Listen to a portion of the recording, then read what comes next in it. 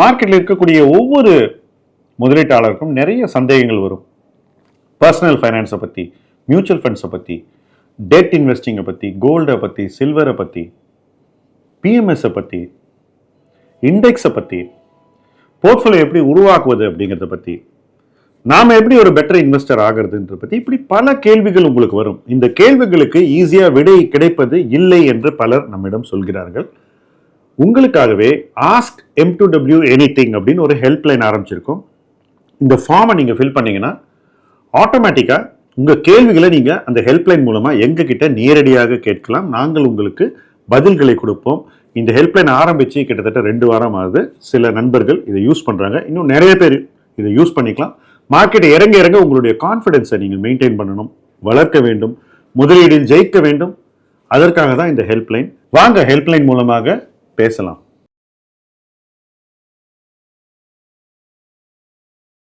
Friends, இந்த முதலீட்டு களம் பதிவில் இன்சைடர் பையிங் அண்ட் செல்லிங் அப்படின்ற தலைப்பில் பேச போகிறோம். இன்சைடர்னா யார்? ஒரு நிறுவனத்திலேயே வேலை செய்யக்கூடிய நபர்கள் அல்லது அந்த நிறுவனத்துடைய டாப் மேனேஜ்மெண்ட்டில் இருக்கக்கூடியவர்கள், மேனேஜிங் டைரக்டராக இருக்கக்கூடியவர்கள், அந்த போர்டில் இருக்கக்கூடிய மெம்பர்ஸ், யாரெல்லாம் அந்த நிறுவனத்தின் நடப்பை பற்றி நன்கு அறிந்தவர்களோ, அதன் எதிர்கால வளர்ச்சியை பற்றி நன்கு அறிந்தவர்களோ அவங்க எல்லாமே இன்சைடர்ஸ். இதில் ஆடிட்டர், லாயர் எல்லோருமே சேரும். பொதுவாக ஒரு நிறுவனத்தின் பங்கை வாங்குவதற்கோ விற்பதற்கோ எல்லோருக்குமே உரிமை இருக்கிறது. ஆனால் யாரெல்லாம் இன்சைடர் என்று வரையறைப்படுத்தப்படுகிறார்களோ அவர்களுக்கு சில வரைமுறைகள் இருக்குது, சில சட்டங்கள் இருக்கு.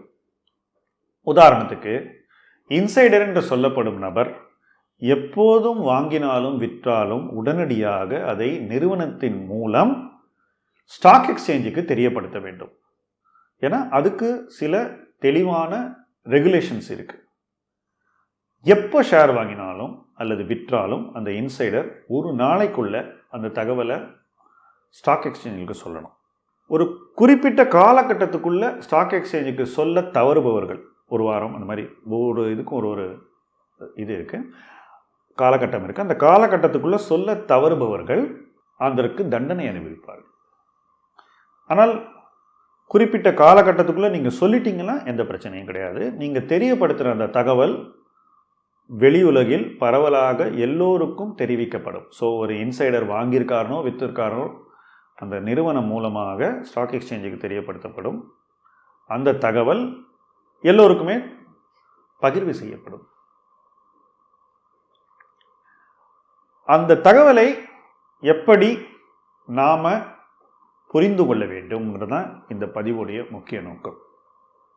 பொதுவாக ஒரு நிறுவனத்தின் இன்சைடர்ஸ், யாருக்கெல்லாம் அந்த தகவல் அறிந்தவர்கள், எப்போ ஒரு பங்கை விற்பாங்க, அது வருங்காலத்தில் விலை குறையக்கூடும் என்பதாலோ அல்லது அவர்களுக்கு தெரிந்த தகவல் படி அது வருங்காலத்தில் வளர்ச்சி குறையும் என்பதாலோ ஏதோ சில காரணங்கள் இருந்தால்தான் விற்பார்கள்.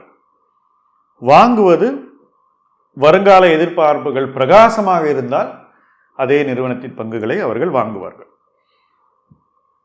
அப்போ இன்சைடர்ஸ் என்ன செய்கிறாங்க அப்படிங்கிறத தொடர்ந்து நிழல் போல் கவனித்து அதன் மூலமாகவே பலர் சிறந்த முதலீடுகளை செய்து வருகிறார்கள்.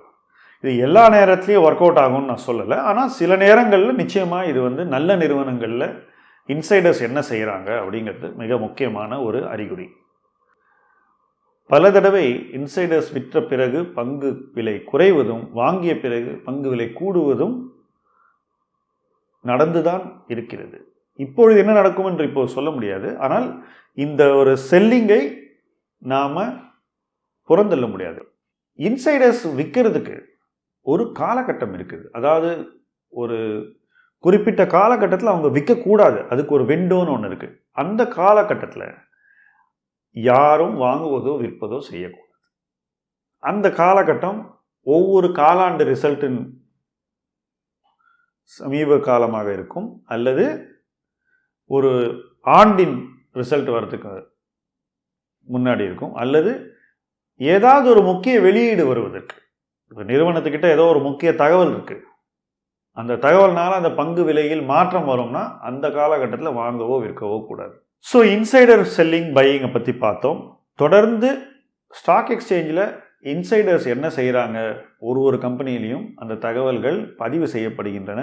அந்த பதிவுகள் எல்லோருக்கும் கிடைக்கும். அந்த பதிவுகளை பார்த்து ஒவ்வொரு நிறுவனத்திலும் அந்த நிறுவனத்தில் உள்ள முக்கியஸ்தர்கள் என்ன நினைக்கிறார்கள் எதிர்காலத்தை பற்றி, அவங்களுடைய அந்த புரிதலின் அடிப்படையில் எப்படி தங்களுடைய பங்கு வர்த்தகத்தை அதே நிறுவன பங்குகளில் செய்கிறார்கள் என்பதை தொடர்ந்து கண்காணிக்க நம்மால் முடியும். அதை கண்காணித்து அதை பற்றி ஒரு பார்வை வளர்த்து கொள்வது ஒரு கலை. அந்த கலையை வளர்த்தவர்கள் பல பேர் சரியான சமயத்தில் பங்குகளை வாங்கியும் இருக்கிறார்கள், விற்றும் இருக்கிறார்கள். இந்த ஒரு கலையை ஒவ்வொருவரும் எளிதில் வளர்த்து கொள்ள முடியும். இதை நான் உங்களுக்கு இன்று பதிவு செய்கிறேன். இதை நீங்கள் தொடர்ந்து கண்காணித்து உங்கள் புரிதலை வளர்த்து கொள்ளுங்கள். முதலீட்டு களத்தை தொடர்ந்து பாருங்கள். இது உங்கள் களம். சப்ஸ்கிரைப் செய்யுங்கள். உங்கள் நண்பர்களுக்கும் இதை பற்றி சொல்லுங்கள். நன்றி.